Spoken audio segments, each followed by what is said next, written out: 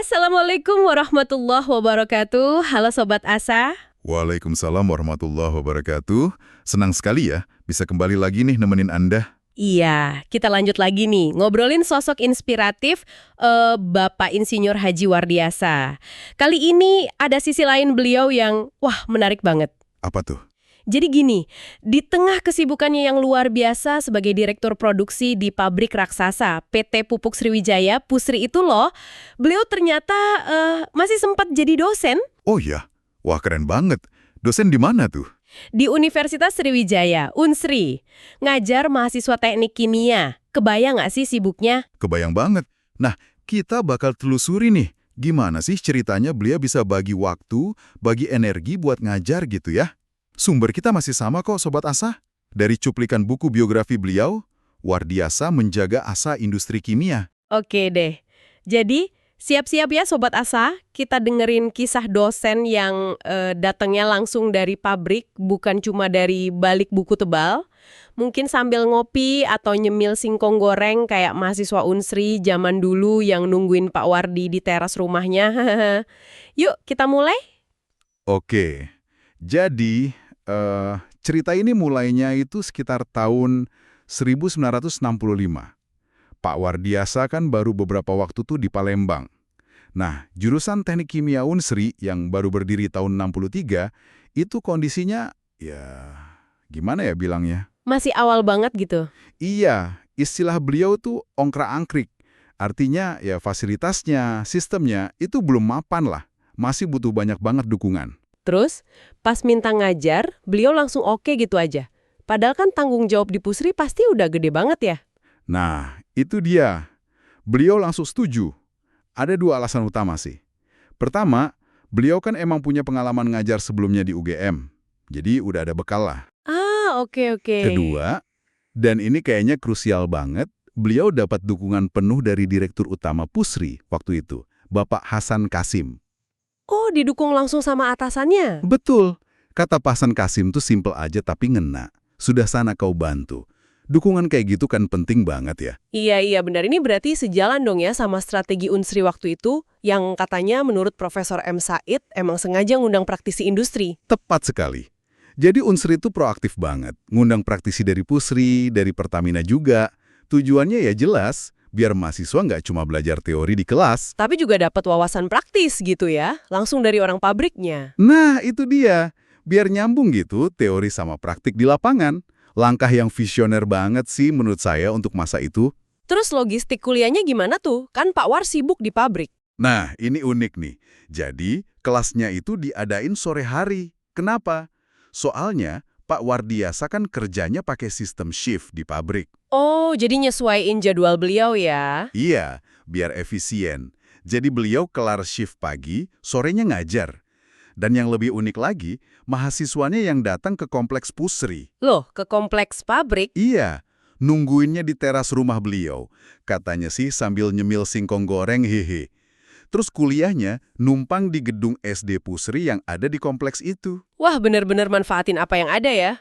Kebayang sih suasana akrabnya pasti. Gimana tuh kata mahasiswanya diajar sama Pak Wardiasa? Pasti beda ya rasanya diajar praktisi langsung. Pasti beda. Ada testimoni nih dari Ibu Susila Arita. Beliau salah satu mantan mahasiswanya Pak War.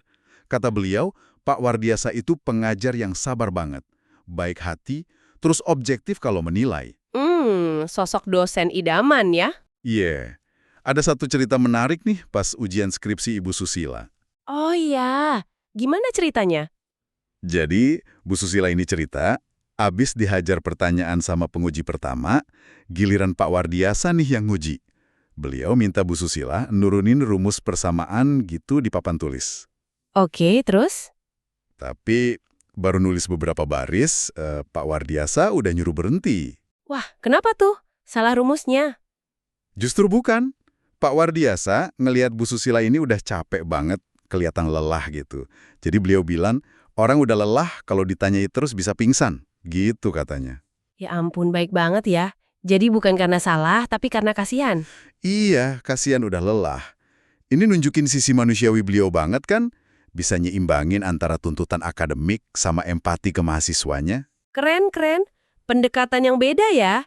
Dan hubungan baik ini kayaknya nggak cuma personal ya antara dosen mahasiswa, tapi sampai ke hubungan institusi juga antara Pusri sama Unsri. Betul banget. Jadi kayak ada simbiosis mutualisme gitu loh. Hubungan yang saling menguntungkan. Gimana tuh bentuknya? Ya, di satu sisi, banyak banget alumni teknik kimia Unsri yang akhirnya kerja, berkarir, bahkan megang peranan penting di Pusri. Regenerasi gitu kan? Oke, jadi Pusri dapat SDM berkualitas dari Unsri. Nah, iya. Terus di sisi lain, Pusri juga aktif banget dukung pengembangan jurusan teknik kimia di Unsri. Salah satunya yaitu tadi, soal kerja praktek atau KP. Oh, yang mahasiswa Unsri wajib diterima KP di Pusri itu ya? Betul. Kebijakan ini dimulai dari zamannya Pak Wardiasa, terus dilanjutin sama penerusnya, Pak Suwardin. Ini kesempatan emas banget buat mahasiswa Unsri. Kenapa emas? Karena mereka bisa terlibat langsung pas pabrik lagi turnaround. Tahu kan turnaround? Itu loh, pas pabrik lagi perawatan besar-besaran. Oh iya, pas semua mesin dibongkar gitu kan ya, Nah, buat dicek, diperbaiki. nah itu dia. Biasanya kan mesin-mesin itu ketutup jalan terus. Pas turnaround, mahasiswa bisa lihat langsung juruan pabrik. Profesor M. Said aja cerita. Pas KP, beliau ikut inspeksi material, ngecek kondisi pipa. Itu kan ilmu lapangan yang nggak ada di buku. Bener banget, pengalaman langsung yang mahal harganya. Dan hubungannya dua arah loh. Nggak cuma Pusri bantu Unsri. Unsri juga bantu Pusri. Gimana tuh? Unsri itu juga ngirim instruktur buat ngasih pelatihan ke operator-operator di Pusri. Jadi saling dukung buat ningkatin kualitas SDM masing-masing. Saling ngisi lah. Wah, beneran simbiosis ya. Terus ada momen menarik lagi nih, katanya tahun 2006, Pak Wardiasa balik lagi ke Unsri. Padahal udah lama banget ninggalin Palembang. Iya, betul. Jadi tahun 2006 itu, beliau diundang jadi pembicara di Seminar Nasional Aptekindo. Itu Asosiasi Pendidikan Tinggi Teknik Kimia Indonesia. Acaranya di Unsri. Wah, kayak reuni dong ya. Banget. Jadi momen yang seemosional juga kayaknya. Beliau ketemu lagi sama mantan-mantan anak didiknya. Termasuk ya itu tadi, Ibu Susila Arita, yang waktu itu udah jadi ketua jurusan Teknik Kimia Unsri. Wah, pasti bangga banget ya Pak Wardiasa ngelihatnya. Mahasiswanya udah jadi penerus di alma maternya. Pasti bangga lah.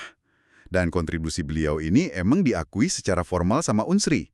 Dikasih piagam penghargaan gitu, sebagai pengajar, penguji, sekaligus pembina. Ini kayak nguatin prinsip hidup beliau, tak lupa kacang pada kulitnya. Maksudnya? Ya meskipun udah jadi petinggi di industri besar kayak Pusri, beliau nggak lupa sama kulitnya, sama tempatnya dulu pernah berbagi ilmu, ya di Unsri itu. Tetap peduli. Wah, luar biasa ya Sobat Asa, dedikasi Pak Wardiasa buat dunia pendidikan, khususnya teknik kimia Unsri. Padahal jabatannya tinggi, kesibukannya pasti luar biasa di Pusri. Benar-benar sosok yang tak lupa kacang pada kulitnya. Betul sekali. Kisah ini nunjukin model sinergi industri sama kampus yang efektif banget ya.